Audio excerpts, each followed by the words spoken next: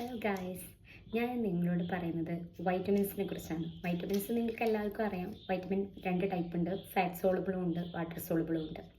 അതിൽ water soluble വൈറ്റമിൻസും ഉണ്ട്, fat soluble വൈറ്റമിൻസും ഉണ്ട്. ഫാറ്റ് സോളുബിൾ വൈറ്റമിൻസിൽ പെട്ട വൈറ്റമിൻസാണ് വൈറ്റമിൻ എ, അതായത് retinol, vitamin D calciferol, vitamin E tocopherol, vitamin K phylloquinone എന്നിവ.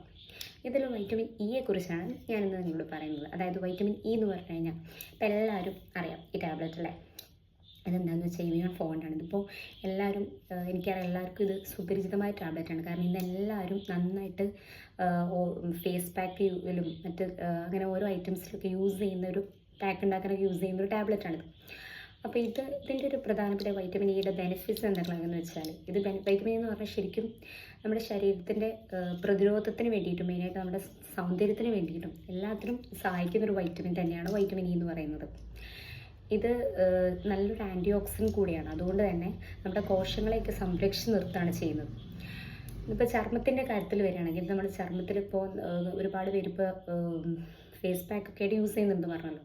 അപ്പോൾ ചർമ്മത്തിൻ്റെ കാര്യത്തിൽ പറയുകയാണെങ്കിൽ ചർമ്മത്തിന് തിളക്കം കൂട്ടാനും അതുപോലെ നമ്മൾ അൾട്രാവയലറ്റ് രശ്മികളിൽ നിന്ന് നമ്മുടെ ബോഡിക്ക് നൽകുന്ന കേടുപാടുകൾ ഒഴിവാക്കാൻ വേണ്ടിയിട്ടൊക്കെ ഇത് സഹായിക്കുന്നതായിരിക്കും. പിന്നെ ഇനി മുടിയുടെ കാര്യത്തിലാണെങ്കിൽ മുടിയിലും നമ്മളിത് യൂസ് ചെയ്യുന്നുണ്ട്.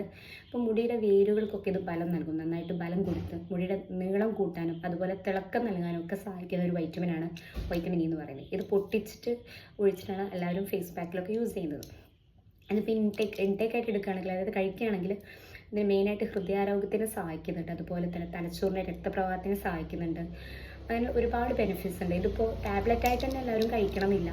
ഇത് ഫുഡിലൂടെ നാച്ചുറലായിട്ട് ഉണ്ടാക്കിയെടുക്കുന്ന ഏത് കാര്യം അറിയാലോ. നമ്മൾ കൂടുതലായിട്ട് നാച്ചുറലായിട്ട് ബോഡിയിലേക്ക് ഉണ്ടാക്കുന്നതാണ് ഏറ്റവും നല്ലത്. അപ്പോൾ നാച്ചുറലായിട്ട് കിട്ടാൻ വേണ്ടി ഫുഡിലൂടെ തന്നെ നമുക്ക് ഉണ്ടാക്കാം. അതിന് ഏറ്റവും നല്ലതാണ് ബദാം ഒരു റിച്ച് സോഴ്സാണ് വൈറ്റമിൻ ഇയുടെ.